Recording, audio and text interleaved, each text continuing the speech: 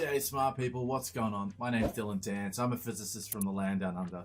Today we're going to be watching some Doctor Who and we'll see if we can find any physics, math and break it down. If you want to win 500 bucks, all you got to do is 4 things. Subscribe to this channel, subscribe to the channel in the description, follow me on Instagram where I'll announce the winner, and comment down under. So let's get into the video, let's watch some Doctor Who. And this is home.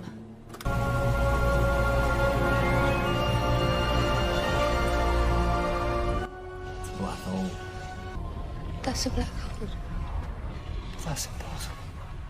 I did warn you. We're standing under a black hole. In orbit. We can't be.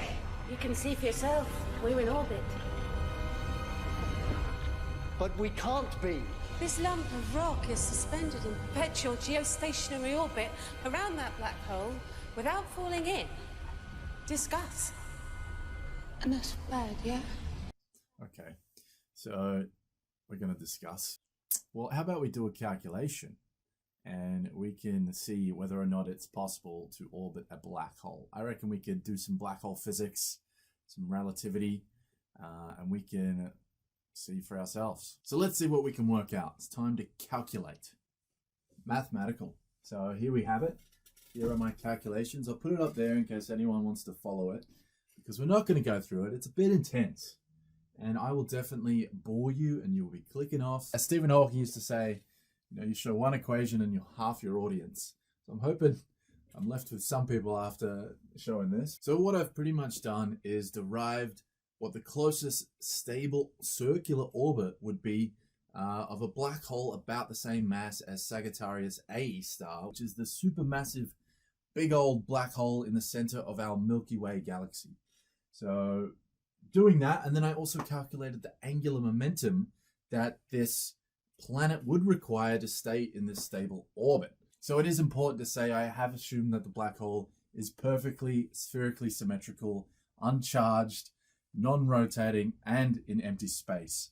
So you can see there's a few assumptions there, but let's run with it. So the curvature of space-time due to the black hole can be described by the Schwarzschild metric, as you can see here. And Schwarzschild, just a fun little fact, his name actually means black shield, which is bizarrely appropriate because it's a physicist's name, a very famous physicist.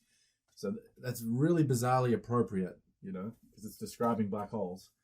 So I've used that, and then you've got the Lagrangian over here, and then you've got the Euler-Lagrange differential equation.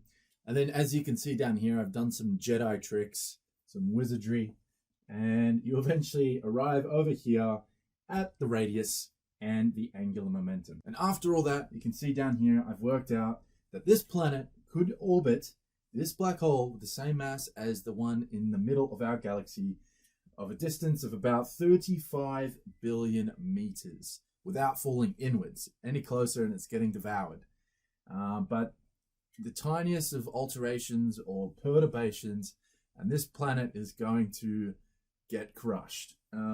So I did make a lot of assumptions as well. So if you factor in things like the black hole rotating, it's much messier, charged, all sorts of other stuff that I've just completely ignored, it's gonna get messy. So there you go, you can orbit a black hole. And in fact, if you replace the sun with a black hole of the same mass, all the planets would continue on in their exact same orbits, though things would get a bit cold. Everything just get pulled inside and crushed. So they can't be in orbit. You should be pulled right in. We should be dead.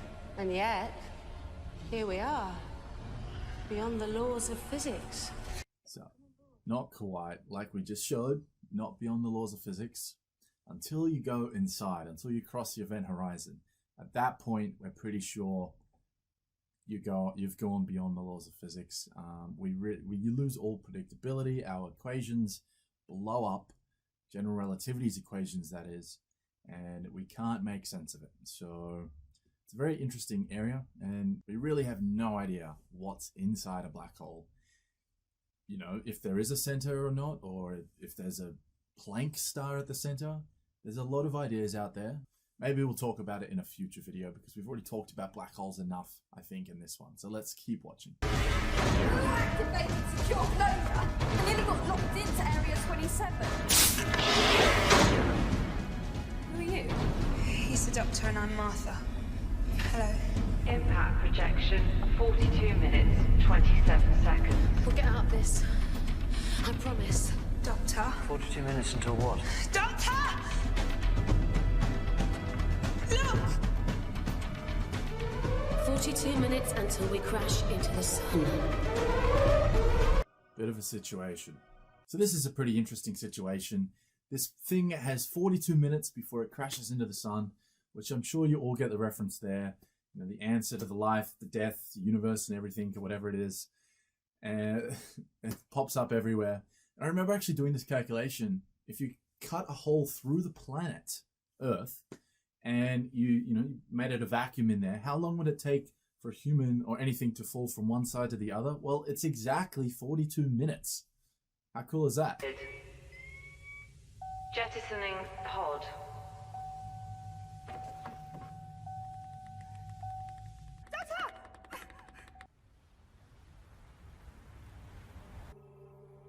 Sorry.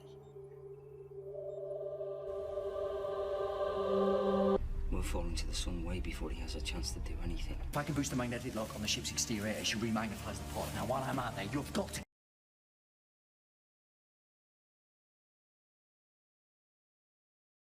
We can calculate how strong this magnet essentially needs to be. We'll calculate the magnetic field strength required to get that pod back when the Doctor activates this clamp thing that saves the day. So let's calculate.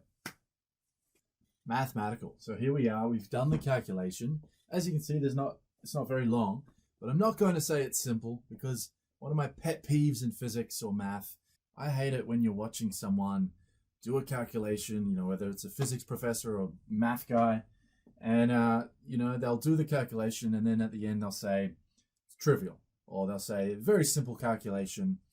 Shut the f up, bro. Like, it might be simple to you because you've been doing it for years, but it's generally not the case for people watching. And I'm sure some of you will think this looks very simple, and some of you are going to think that looks really, really complicated. So I'm never going to say that because I remember what it was like when I was first starting.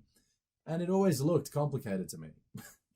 It looks interesting, and some of the math when you get into the deep end looks beautiful, but it almost always looks scary and complicated. So don't worry, it's meant to look like that, even if, it's not that much to it. So we've made a couple assumptions, of course, and we've approximated the speed of this thing to be the same speed as NASA's fastest space probe, the Parker Solar Mission. And that thing is traveling at about 430,000 miles per hour. Crikey. That actually reminds me, I need to come up with some sort of catchphrase like the Crocodile Hunter. Another great Aussie. So if you got any ideas, let me know down under. I can't just copy other people's stuff. Like, I love mathematical, but that's Adventure Time's thing. Or maybe I can just steal it. But let me know if you have any good ideas down under, and maybe I'll use it. So, even saying down under for the comment section, I got that from someone's comment. So I do go through them and read them. So if there's a good suggestion, I will definitely use it.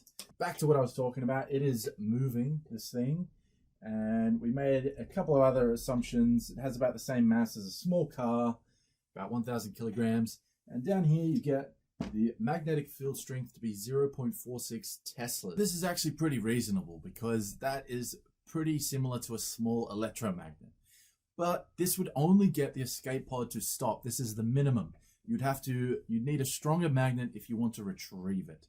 And there's a lot of assumptions here. Like, we assumed a constant velocity, but the thing is getting closer to the sun. So there should be some acceleration, which we didn't factor in.